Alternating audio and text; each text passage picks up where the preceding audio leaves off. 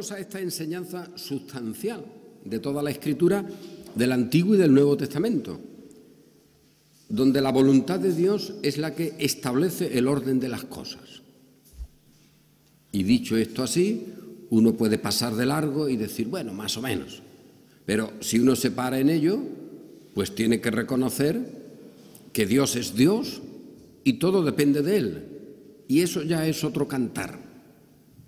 Pero para no pasar y ser un desconsiderado con las cosas religiosas, pues hay gente que se queda en ese planteamiento, pero arreglándolo, haciendo que al final no sea Dios de quien dependen todas las cosas, haciendo algún arreglo para que nosotros tengamos, y digo un nosotros genérico, el ser humano tenga alguna participación. Y de eso se trata. Y podríamos decir, las religiones, también el cristianismo, en una gran medida, es el resultado de esa postura, de intentar arreglar ese asunto para que no sean las cosas como hemos leído, porque vaya, que de la voluntad del Señor, antes de la fundación del mundo, hayamos sido elegidos para salvación, no por nada nuestro, sino solo por su voluntad. Pues eso, para el creyente es una alegría, un gozo, el reposo de su alma, pero para los que no creen, Cristo, ese Cristo, no otro, es piedra de tropiezo y roca que hace caer, porque tropiezan en la palabra, el colmo, a lo cual fueron también destinados. La victoria es absoluta. Los enemigos del Señor están deshechos, pero queda el tiempo de la rebelión, y en ese tiempo de la rebelión, pues muestran ahí sus armas, muestran su pretendido poder, el diablo funcionando con sus mentiras, con su derramamiento de sangre, y ese es el modelo religioso, también reitero, de una gran parte del cristianismo. La historia está ahí y por lo tanto esto no es una invención o una revelación mañanera. La historia está ahí y entonces podemos contemplar cómo el modelo de cristianismo, en muchísimos casos, también hasta el día de hoy, es precisamente el intento, como otras religiones, de arreglar eso, para que el ser humano sea el que fabrique, el que condicione, el que tenga al final en su mano, si no todo el poder, al menos suficiente poder para que no exista un poder autónomo que pueda decidir sin el hombre. No todo el poder, pero sí suficiente, alguna llave, algún elemento, algo que haga que sin esa aportación las cosas no funcionen. Y eso es lo que tenemos. Y ese es el cristianismo. Gran parte del cristianismo, hay que decir, porque dentro del cristianismo también está esa iglesia que se alegra en la voluntad de Dios, agradable y perfecta. Esa iglesia que está una parte de ella en el cielo, otra parte aquí, somos nosotros, y otra parte incluso que ha de venir, la que tiene que incorporarse.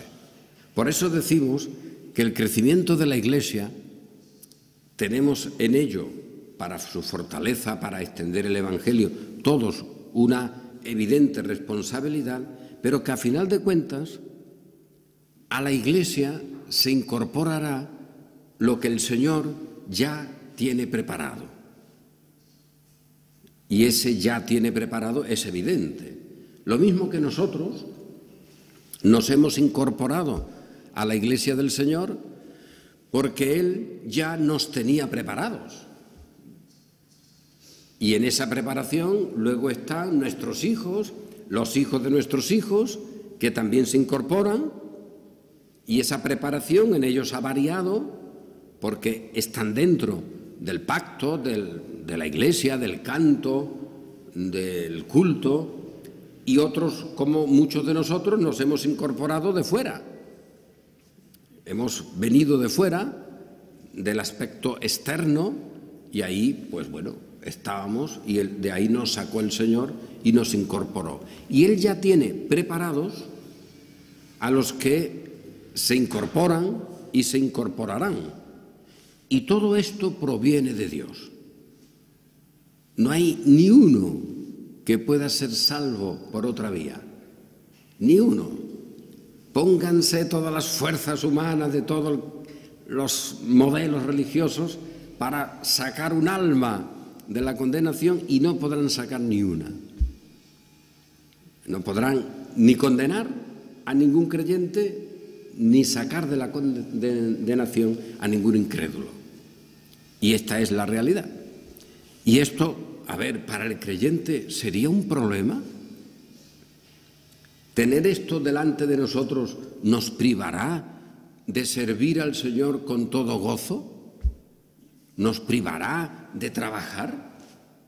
Es el colmo los argumentos que se usan, Pretender que esto te priva de trabajar o de servir es absurdo, porque diríamos todo lo contrario, todo lo contrario. Oye, aquí hay una seguridad además de que el trabajo en el Señor nunca será en vano, porque estamos en la Iglesia, que es la casa del Señor, columna y baluarte de la verdad, y estamos en ella y se incorporarán a ella por el trabajo de todos y por el testimonio de todos, porque así lo ha establecido el Señor, pues los que han de ser salvos. Y ningún poder los puede frenar y ningún poder los puede quitar. Ni pueden ser impedidos para que estén, y una vez estén, nadie los puede quitar, como pasa en el cielo. ¿Quién puede atreverse, y sería el colmo, pero algunos se atreven, a decir, mira, yo voy a fabricar aquí a uno o voy a hacer aquí unas cosas para meterlo en el cielo?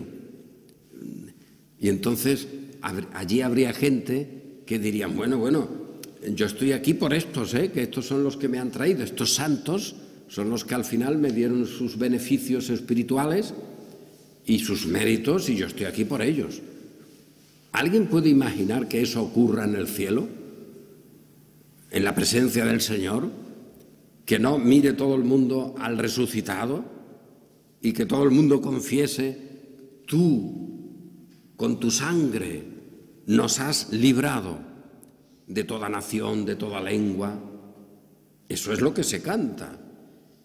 ¿Habrá allí alguien que diga, gracias a los santos, no sé cuántos, y te digan una letanía que con su poder pues nos has traído hasta el presente?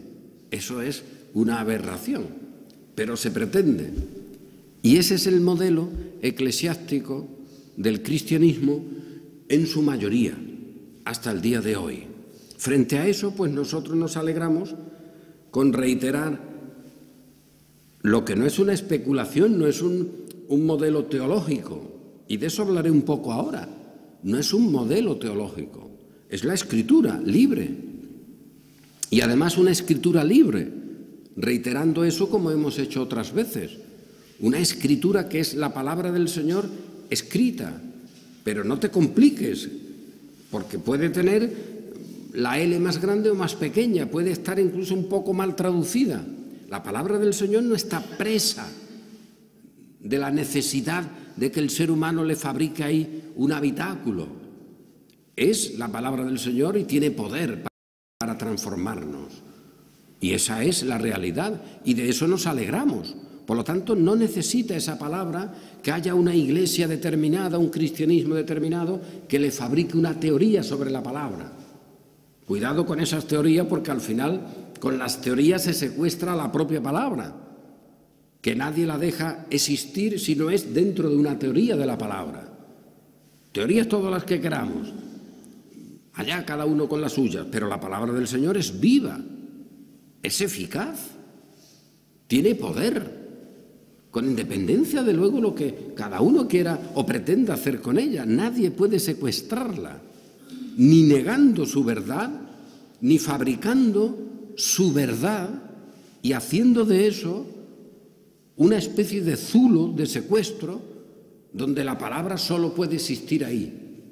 Cuidado con eso, porque en el cristianismo siempre ha habido esa pretensión.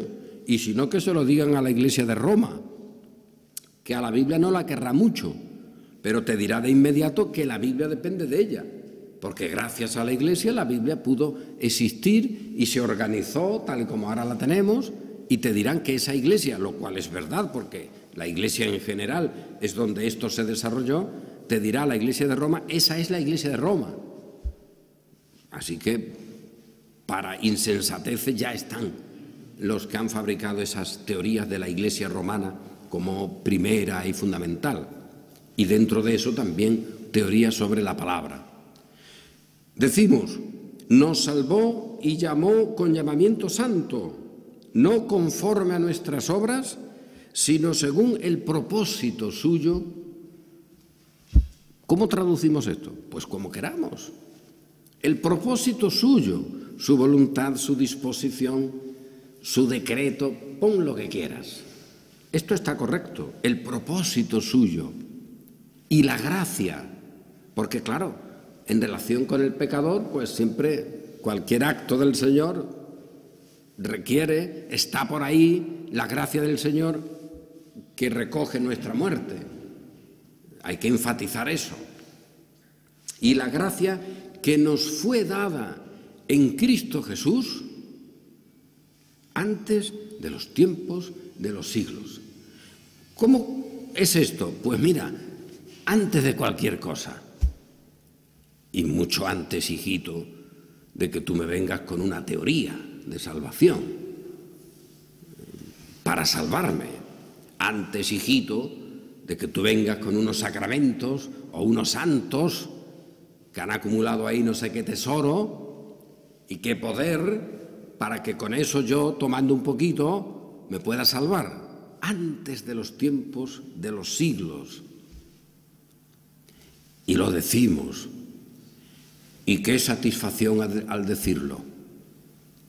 Y todos nosotros sabemos que el ruido que ahora suena, que no suena ninguno, por cierto, eso es una retórica, es el rechinar de dientes del cristianismo.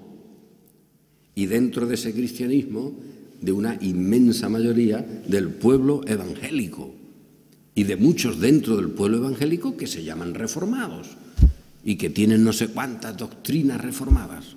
Pues esa es la realidad.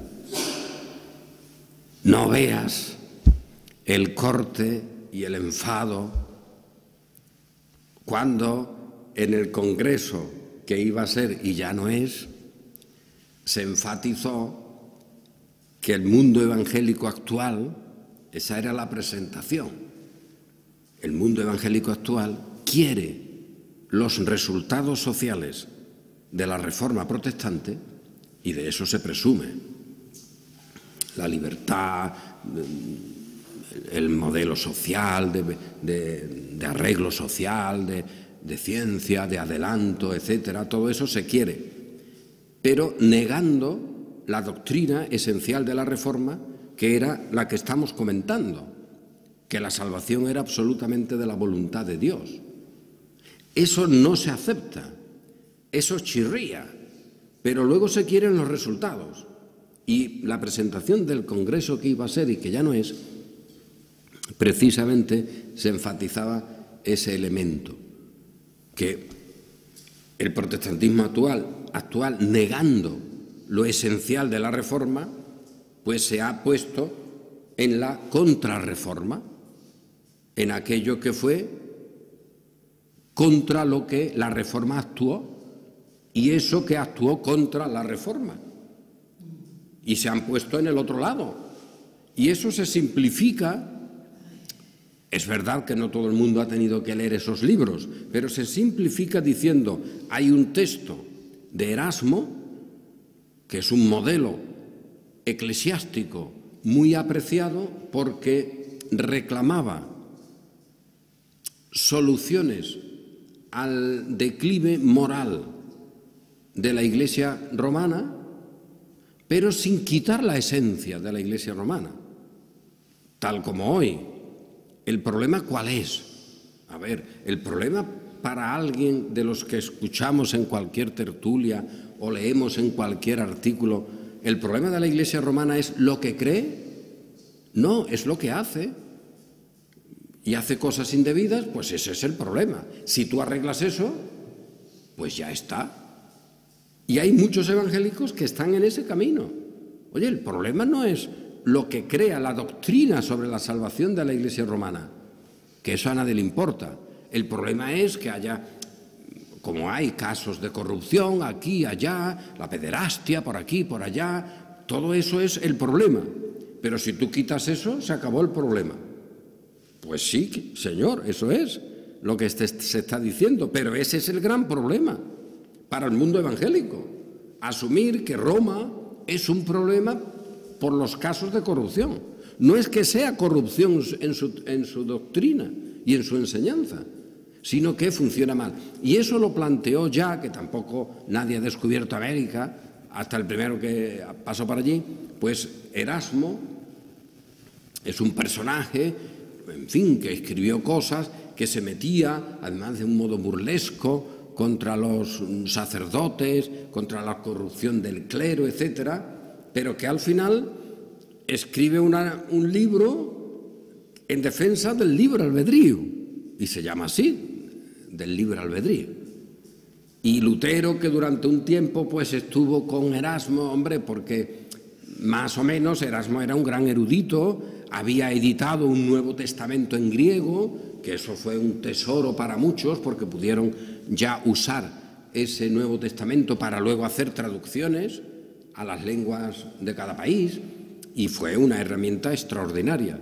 Pero al final Lutero tiene que escribir una obra que él la considera fundamental, que es el albedrío esclavo o la voluntad esclava, frente a lo que había escrito Erasmo. ¿Y dónde estaría hoy el protestantismo? Incluido el protestantismo reformado, aunque más o menos eso hubiera que entrecomillar mucho y salir toreando de la mejor manera. Yo voy a decir hasta como un torero de estos famosos que haya, pero bueno, toreando el toro al final. Pues estarían con Erasmo y el libre albedrío, y no con Lutero y su voluntad esclava, que esa chirría por todas partes, esa no se quiere en ningún sitio. Esa no vale, porque con esa y sus consecuencias todo depende de Dios, que era precisamente lo que Lutero pretendía, poner delante de Erasmo. Oye, que aquí podemos arreglar las cosas que se quieran, pero el elemento sustancial de la salvación depende de Dios.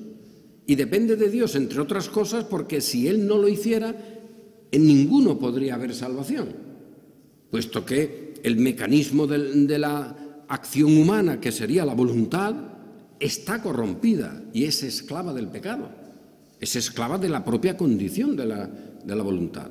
Por lo tanto, si eso es así, y en la Escritura se dice, de esa voluntad, de ese modo de existir, de esa naturaleza, no puede nunca salir algo que nos conecte con la cruz. Todo lo que nos venga nos tiene que venir de fuera. Ese lema de Lutero, siempre somos mendigos. Recibimos, nos dan algo. Y esa es la condición que nosotros también tenemos que anunciar, porque a ver cómo anunciamos el texto que hemos leído de Efesios o sin decir eso. ¿Cómo lo cambiamos? Luego estarán todas las parcelas que se quieran para hablar de nuestra responsabilidad, de nuestros deberes, pues claro que sí, pero no cambiemos la situación. ¿Cómo llegamos a esa iglesia que es columna y baluarte de la verdad, esa casa de Dios? Porque el Señor nos ha colocado en ella, en esa que es la suya, no en una humana, que en esa puede estar uno de muchas maneras, en ella, en la que el infierno no puede prevalecer contra ella, en la que nadie se puede perder, esa iglesia de los santos, que ya está en los cielos y está aquí en la tierra y estará con todos los que se incorporen. ¿Cómo? Pues fíjate, conforme al propósito suyo, y la gracia que nos fue dada en Cristo Jesús antes de los tiempos de los siglos. Pues el decir esto hoy es una ofensa, es revolucionario, es decir, te quedas bastante solo. ¿Y qué? Porque al final te quedas con los que están, con los que no pueden faltar. Al final te quedas solo, alto ahí, te quedas con todos los que están en la presencia del Señor. Estás solo que va, estás con los santos ángeles, estás con los primogénitos, estás con los elegidos del Señor. Y esta es la realidad que anunciamos. Oye, fíjate, nos fue dada en Cristo Jesús antes de los tiempos de los siglos.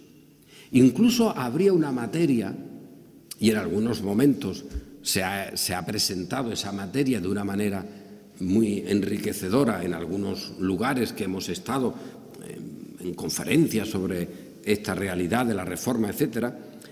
Esa cuestión, es decir, que podríamos plantearnos como una reflexión de gran gozo y alegría el ver de qué manera, cómo, en esa condición de la voluntad de Dios, ese propósito suyo y la gracia que nos fue dada en Cristo Jesús, como Cristo Jesús, que es el hombre que toma nuestra condición, es el Hijo del hombre, pero que también es Dios verdadero, como en Cristo se tiene también la decisión.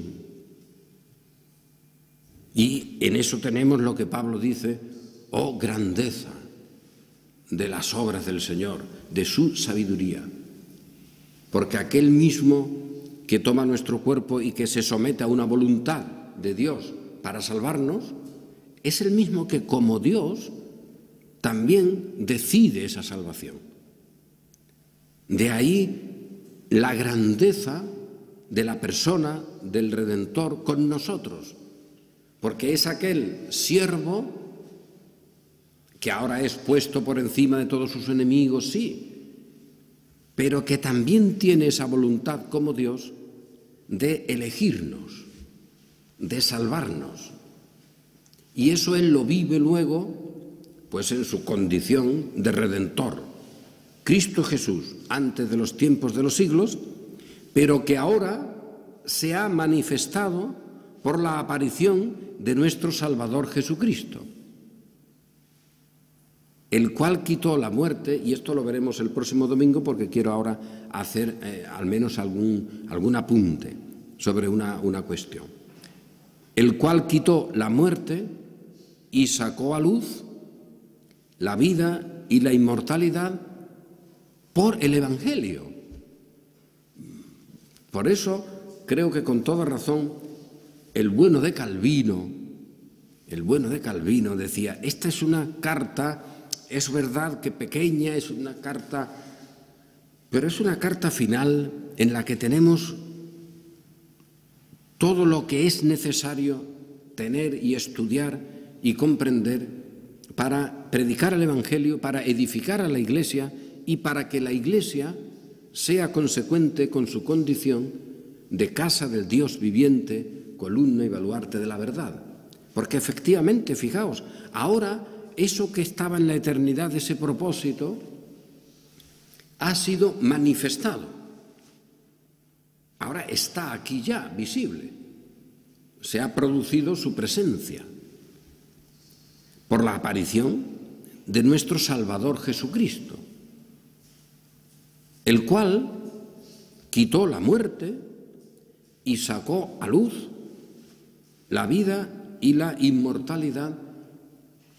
Pero a ver cómo, por el Evangelio. Por lo tanto, ese Evangelio no puede ser una teología humana, por muy buena que sea.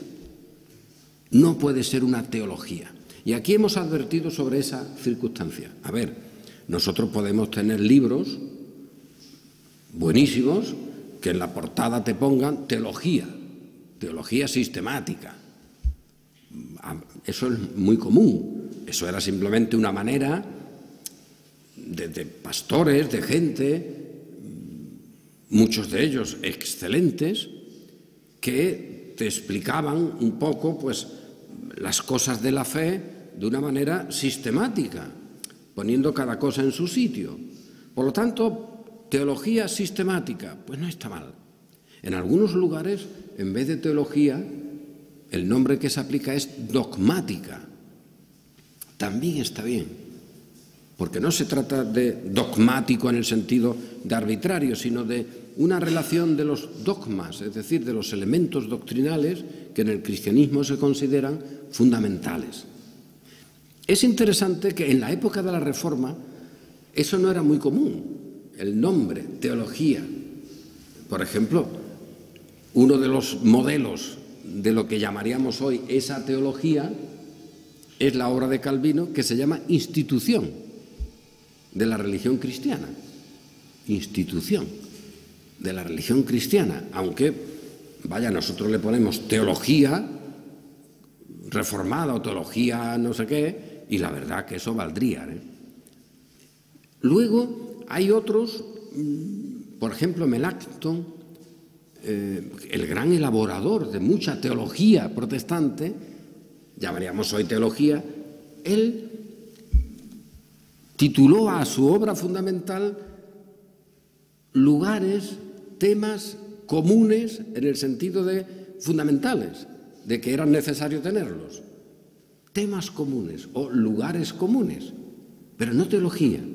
Eso es específico, ¿eh? No importa. Digo todo esto porque no importa, pero sí importa la pretensión de hacer una teología. Eso, cuidado ahí, es un terreno peligrosísimo, porque significaría que yo coloco a Dios ahí, con su palabra, con todo lo que queráis, y con mi razón lo organizo. Y eso, ya digo, que no está mal en un sentido, porque a la hora de predicar tienes que organizar cosas, ideas, a la hora de enseñar, pues tienes que hacer, de algún modo, un catecismo, es decir, una enseñanza con un procedimiento, donde hay una enseñanza primera, luego de esa depende otra, y eso es legítimo, y hay que organizar, por lo tanto, Pablo organiza, más o menos organiza sus criterios, sus pensamientos, no pasa nada. Si eso lo decimos como teología, bueno, vale, pero si alguien pretende organizar desde su condición esa teología, cuidado ahí, ya le puedes poner lo que quieras, que es una teología humana, es una teología falsa, sencillamente, eso es un falso evangelio.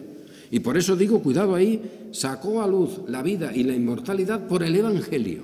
Por lo tanto, ese evangelio no son 3 pasos que uno pueda leer en un folleto. Eso es un poder de Dios para salvación superior a todo lo que nosotros podamos formular. Y hay que reconocerlo así. Y nosotros podemos formular alguna doctrina, pero el evangelio es más que eso. Por eso es interesante, lo hemos repetido algunas veces, que el bueno de Antonio del Corro, cuando él sale de Sevilla, como otros muchos sabemos que salen de aquí porque no, en fin, pudieron estar y porque la Inquisición ya iba por ellos y se escaparon, otros no pudieron, pues luego en Europa se encontró en algunos lugares que, oye, para estar allí, en aquellas comunidades de las que él era, en cierto modo, un extraño, porque, bueno, no eran sus comunidades, pero eran protestantes, de un modelo, de otro, al final, por todas partes, en un sitio por lo menos extenso, en una gran comarca europea, pues le obligaban a que él firmara unas confesiones, que él firmara lo que podríamos llamar unas teologías, unas fórmulas. Y él decía, bueno, vale, yo la fórmula no la veo mal, tampoco es que yo esté en contra de eso, pero no me obligues a firmarla como requisito. Y él llega a decir eso tan tremendo, que han convertido esas fórmulas o esas confesiones, como se quiera decir, esas fórmulas, que no es tan mal como algo para organizar la Iglesia, para tener un poco de orden, pero las habían convertido, dice él, en un quinto evangelio. Porque al final tú tenías que creer los evangelios y eso. Oye, y eso ya es una cosa dañina. Y estos nuestros percibieron ese peligro, que ya se estaba produciendo en los ámbitos de la Reforma, que al final este evangelio por el evangelio, del cual yo fui constituido predicador, apóstol, etcétera, que esa es la relación que tiene el predicador con ese evangelio, al final esto se había reducido a formulaciones, con toda la buena intención que se quiera, pero formulaciones humanas. Y el cristianismo, en la Reforma que se había levantado contra Roma, por esas cuestiones, al final fue fabricando otra Roma, de algún modo. Es lo mismo que pasa en el Nuevo Testamento cuando vemos que el judaísmo tiene su templo, tiene sus liturgias, tiene su sacerdocio, etcétera. Aparece la fe, se elimina todo eso, pero al poco ya vemos que las comunidades cristianas empiezan a fabricarse otros templos, otros modelos, que no tienen que ser físicos. Por ejemplo, la cuestión de la circuncisión y guardar la ley. Ya hemos visto en la carta a los Gálatas de muchas maneras cómo eso provocó un gran conflicto. Y Pablo lo atisbó y dijo, oye, esto es la destrucción de la cruz. ¿Pero qué pasaba allí? Pues que las nuevas iglesias, compuestas muchas de ellas mayoritariamente por judíos, no tenían el templo, no tenían el sacerdocio, pero no podían vivir sin algo. Y fabricaron un modelo eclesiástico en el cual de nuevo la circuncisión, de nuevo los ritos, etcétera, eran esenciales. Bueno, luego está Roma que fabrica eso, la Reforma está contra Roma, pero al poco vemos unos templos en cuanto a estructura organizativa protestantes, con fórmulas, con confesiones, que reitero siempre, no es que sean malas, pero si se colocan como un modelo de salvación, la cosa está perdida. Y eso hay que tenerlo en cuenta. No estamos en contra de las confesiones, anda, nuestra iglesia tiene no sé cuántas, es decir, que a nosotros las confesiones protestantes no nos preocupan, todo lo contrario, las tenemos, pero siempre sabiendo dónde fueron hechas, en qué condición, y que son reflejo y modelo, pues para tú tener ahí un resumen de lo que es la fe, cuidado, y todo eso está muy bien. Tampoco se puede decir eso, hay que desecharlo, no, pero cuidado que eso se transforme en el Evangelio. Como diría Antonio del Corro, en un quinto Evangelio, cuidado, eso ya sería una falsificación. Y esto lo quería subrayar porque curiosamente, y tenemos esta existencia nuestra tan rara, ¿no?, en nuestro presente, en el siglo XXI, en el año 2018, espero no equivocarme, porque yo ya me equivoco en fechas hasta en eso, ¿no? Tenemos la siguiente situación. En el mundo protestante, reformado, estos que presumen de reformados, cuidado ahí, reformados que cada vez hay menos, también es cierto, pues ha pasado totalmente desapercibido este año, que por ser 2018 se cumplen 400 desde que se desarrollaron las sesiones en el sínodo, porque se llamó así, no asamblea, sino sínodo de Dort o Dordrecht, que fue un momento en el que las iglesias de Holanda pues se reúnen a instancias del poder político, de los estados generales, para tratar un tema de discusión teológica que se había producido en Holanda de manera particular. Y allí había unos grupos de tipo político, que eso a veces se olvida, que tenían luchas entre sí, y entre esos grupos pues había una parte que tenía unos teólogos y que proponen un modelo de salvación que, por ser uno de sus cabezas un tal Arminio, pues se llamó arminianismo, que allí arminianismo tampoco se les llamó de momento, sino remonstrantes, es decir, los que protestaban, curiosamente, que eso en Holanda es muy común. Hay multitud de textos, o por lo menos muchos, que empiezan con una condición así, de los remonstrantes, los que protestan ante algo, y hay muchos textos con ese título. Pero bueno, o los arminianos. El grupo arminiano era un grupo político con iglesias y el grupo contrario era un grupo político con iglesias, en las cuales había pastores que predicaban una cosa, la iglesia lo rechazaba, en otros casos al revés, en fin, había ahí un poco de lío. Y los estados generales, al final, se avienen a que se celebre un sínodo en el año 618, ya estamos fijados, que en el 517 se clavan las tesis de Lutero y ya han pasado 100 años. Bueno, pues ya hay un modelo religioso y ese modelo religioso se representa en ese sínodo y de ahí salen los 5 artículos del calvinismo, vaya, lo que se llama así en general, los 5 puntos del calvinismo frente a los 5 del arminianismo que habían presentado en ese sínodo, en esa asamblea, para discutirse, que por eso son 5. Como los otros presentaron 5, pues el otro grupo contestó a esos 5 puntos y eso se ha venido a llamar los 5 puntos del calvinismo y nosotros los tenemos como los cánones de Dort. Como en otros casos, a veces se olvida que además de eso allí se propuso otras cuestiones. Es lo mismo que con la Asamblea de Westminster en Inglaterra. Nosotros tenemos la confesión, el catecismo menor o mayor, etcétera, pero además allí se ordenó junto con eso otras cosas, que esas se olvidan, esas normalmente ni se conocen. Hombre, tampoco seamos brutillos en eso, no vayas a poner esto en un pedestal olvidándote de que junto con eso se aprobó otra cosa con la que, cuidado ahí, lo mismo no estaríamos muy de acuerdo. Pero el paquete iba junto.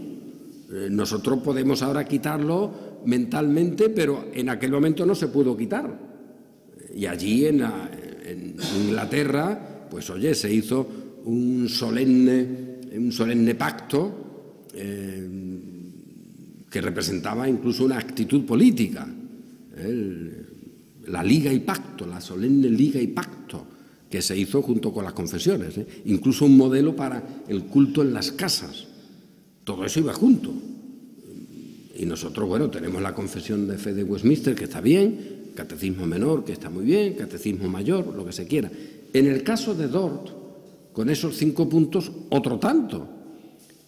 Se aprobó eso y otras cosas. De las otras cosas, mejor no preguntar porque a nadie le interesa.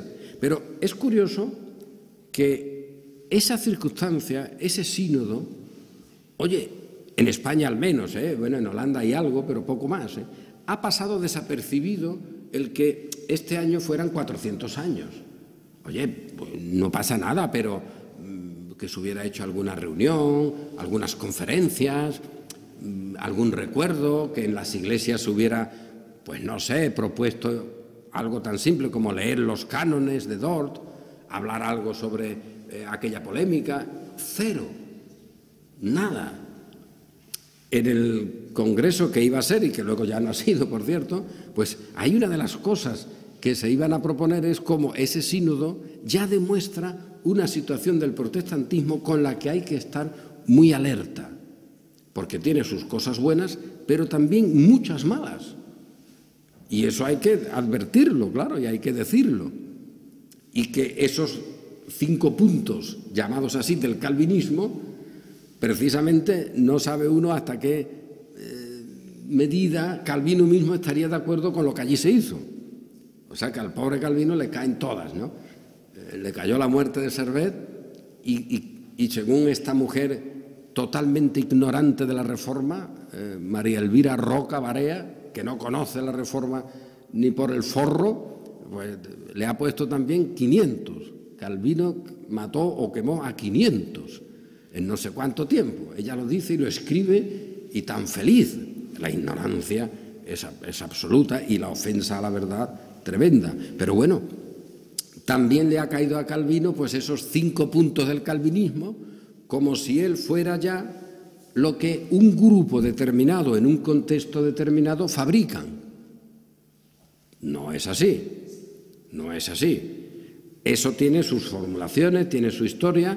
Con mucha parte de la historia de ese sínodo no estaríamos de acuerdo, aunque la manera de refutar a los cinco puntos de los remonstrantes o arminianos, estaríamos todos de acuerdo en decir, oye, pues eso está muy bien, se han refutado correctamente y los aprobamos y los tenemos para nuestro aprovechamiento.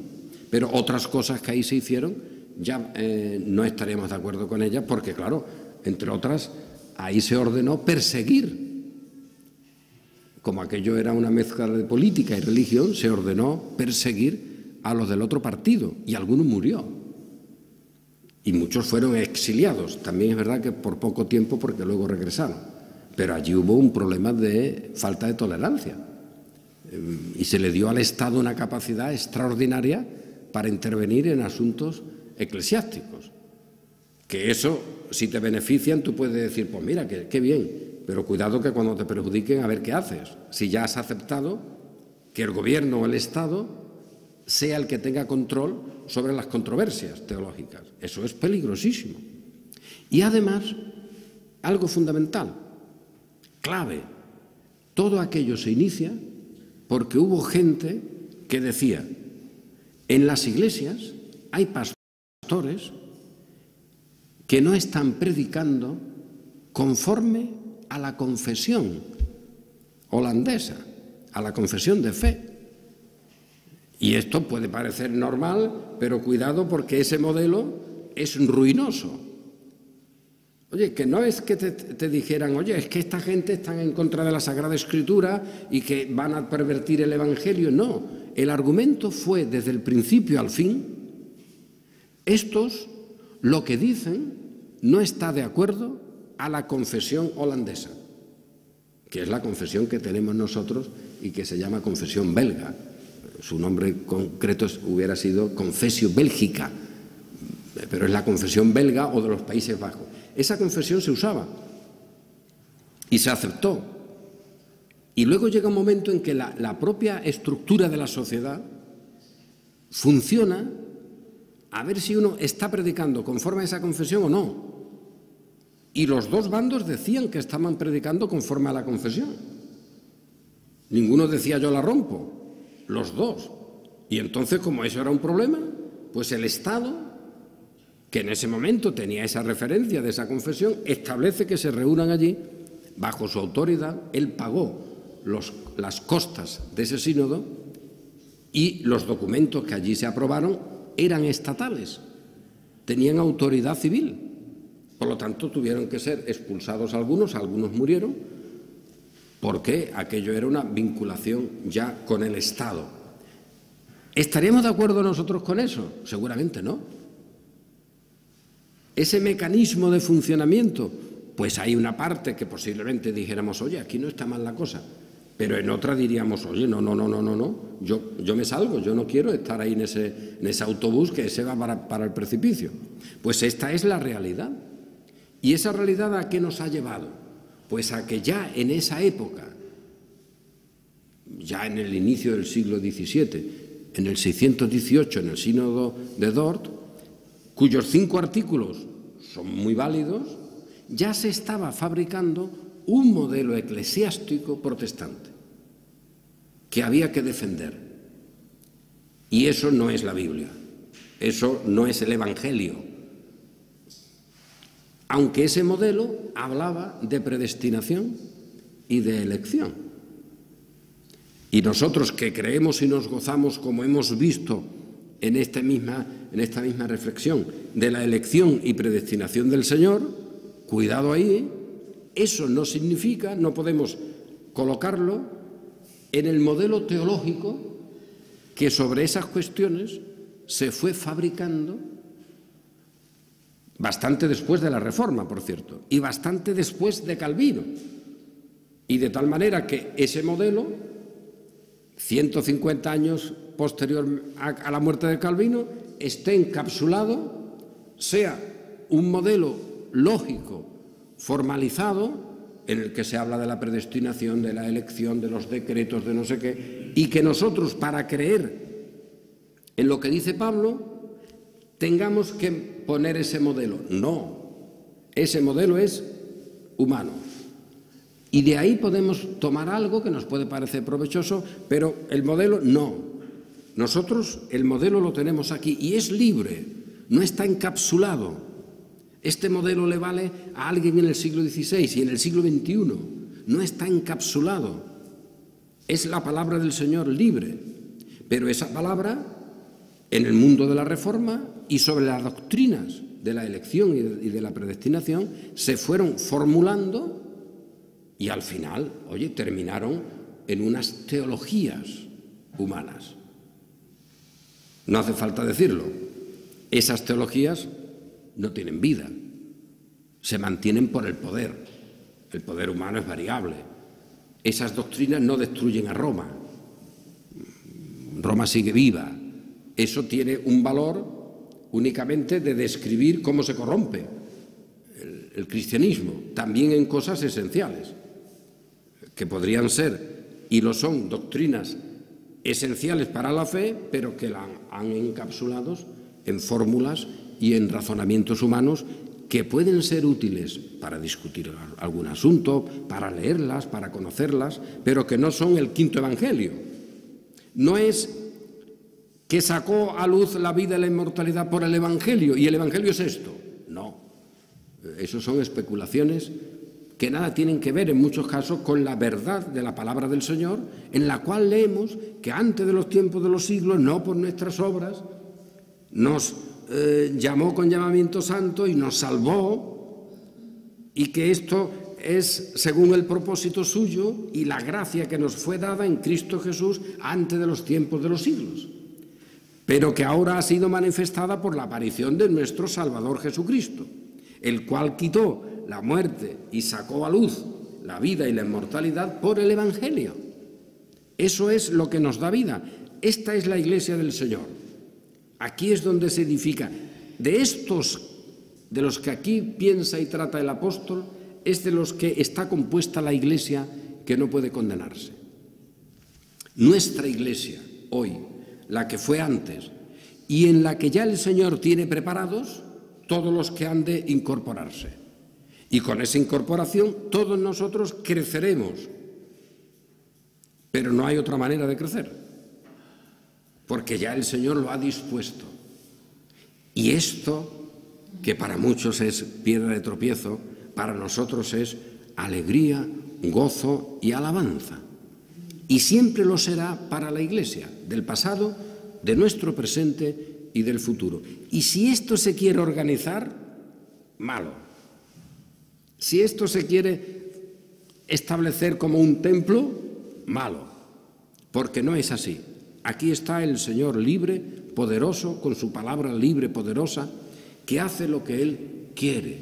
Esa voluntad de salvación con la cual Él nos ha redimido, y también por esa voluntad hoy estamos aquí considerando estas cosas, y por esa voluntad atendiendo también a los peligros del falso evangelio que nos rodea y que hemos de tener en cuenta para no caer en esas falsas enseñanzas, en esas desviaciones. ¿Quién os perturbó para no obedecer la verdad? Esa verdad que tenemos que obedecer, y que procuremos entre todos no ser perturbados para seguir un camino distinto. Y en este camino que el Señor nos ha puesto nos alegramos y gozamos, y tenemos un gozo que además no se acaba, que va en aumento. Es el único gozo que no se estropea, que no caduca, va en aumento. Y es el gozo que ya tienen los que nos han precedido de nuestros hermanos en la presencia del Señor. Y es el gozo que ya tenemos y que tendremos por toda la eternidad. Gracias al Señor por su don inefable. Amén.